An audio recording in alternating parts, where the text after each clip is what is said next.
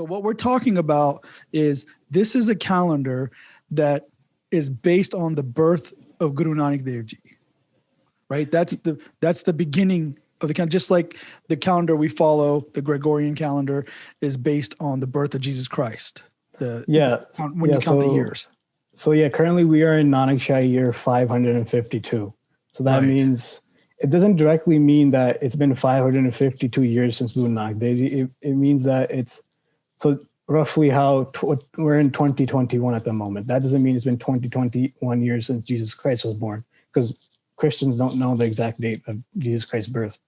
And same thing in Nanakshahi. Nanakshahi starts with, theoretically, starts with 1 Chet and 1 Nanakshahi. So that's March 14th, 1469.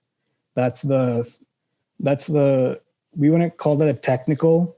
That's a technical date, because back in 1469 there was no Nanakshahi calendar. That was right. We're reverse calculating that to say this is the date. Yeah, this is the date we use for the modern Nanakshahi calendar to do the calculations of the modern Nanakshahi calendar, basically.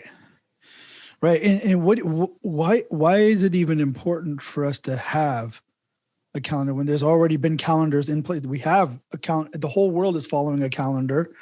Today is January 6th, 2021.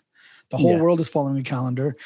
Before that, in India, there's been a calendar. The Bikrami calendar has been in place for a very long time. So what is the reason to even have this Nanakshahi calendar? Isn't it just causing confusion? Well, the thing is that the Bikrami calendar itself was causing confusion. The whole point of the Nanakshahi calendar was to separate ourselves from the confusion of the Bikrami calendar. I'll get more into that if we get to the technical part. But the reason why we have a separate calendar is because we have our own dates. We don't celebrate according to English dates, right? Okay. So it's probably commonly known that Guru Gobind Singh Ji's Prakash date was on December 22nd, 1666. Have you heard of that date? No. So if you search it up on Google and you search Guru Gobind Singh Ji's birthday, Prakash date, it says December 22nd, 1666. Right. So that's the English date, right? But the thing is, as a Sikh Panth, we want to remain Nyara, right? We want to be like unique, separate, independent. So we celebrate using the dates, the Desi dates that we have. So the Desi dates we have is Bosri Saptami, right? That's the lunar date. Right. Then we have 23 Po. That's the solar date. And we want to celebrate according to those dates because those are the dates written in our history books, in our history grants, and even like and even some old beards of Guru Granth Sahib Ji. They have those dates written and like on the folios. Yeah, and we want to maintain that. We don't want to just if we switch all over to Gregorian, then we lose that part of our history that those dates are written in our history. Right, and then interestingly enough, too. The months are written in Guru Granth Sahib. Yeah. Right? So all the months are written there, but the debate comes up because those months were written and everybody followed a Bikrami calendar. And the issue with the Bikrami calendar, or at least the original Bikrami calendar, was that it was lunar based. Can you explain that a little bit? The difference between a solar based calendar and a lunar based calendar, and why there's a difference? So Bikrami in itself, it's a lunisolar calendar. So that's more complex than just a straight lunar or solar calendar. So that means you have both aspects of a lunar calendar. So it follows the moon phases, and you have aspects of the solar calendar. So, Sangrams, right. Those are solar based. While you have Purnamashi, Masya, those are lunar based. Those are full moon, new moon.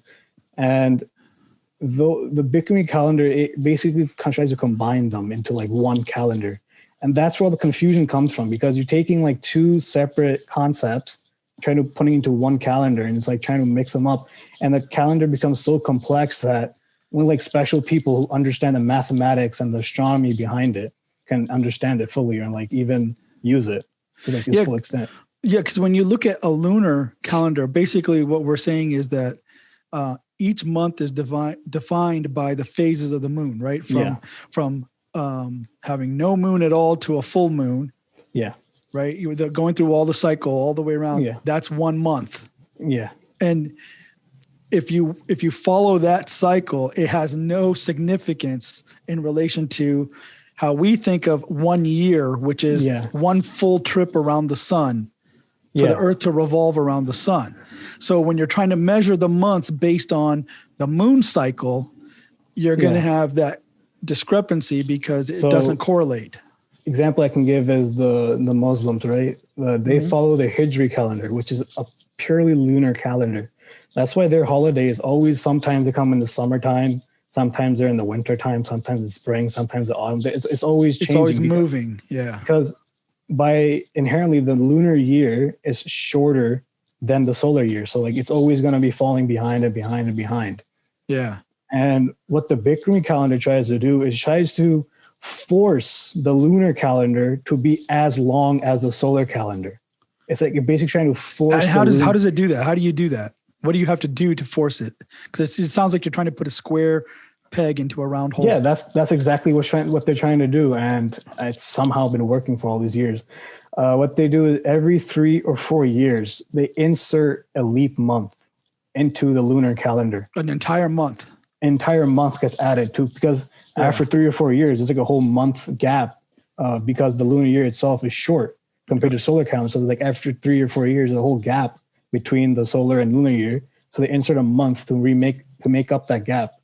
And they call that a Malmas or like they call it a Shobha month. Ashobha is not, it's impure because it's a leap month. And even this year, Asu, the month of Asu, was a leap month. That's why Guru Gobind Singh Ji's Gurpurab in the Bikrami calendar is coming on January 20th. That's why it's so late, because there was a leap month and that pushed all the dates after leap month like a month forward. Right. Now, is this why, like a couple of years ago, there was 1 year where we celebrated Guru Gobind Singh's Gurpurab twice in the same year, once in January and once in December of the same year, and then not at all in the following year, because it fell in January and December instead of, and it's just a matter of days, but it puts you into a different year. Yeah. So if you're looking at it purely from the Bikrami perspective, it's only 1 year because their year is a bit different from ours. Right. But if you're looking at from like, if you're comparing it to like, because we use Gregorian as our civil calendar, we use it every day for our daily business or our daily lives. And if you look at it in that aspect, it does come twice in 1 year. That's because eventually it falls back to the shortness. So like so every year, the year is 11 days shorter. Oh, right. So, okay. Yeah. So it's 11 days shorter. So the solar that's why after 4 years you get a whole month added. Yeah.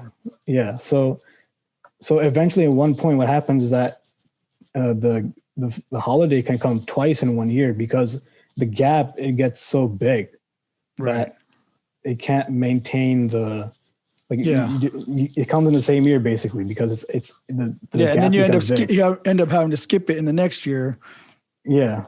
Because in the Gregorian calendar. Because in the Gregorian calendar next year, the leap months gets added, and that pushes all the dates ahead because to adjust for the basically the discrepancy between the 2 years.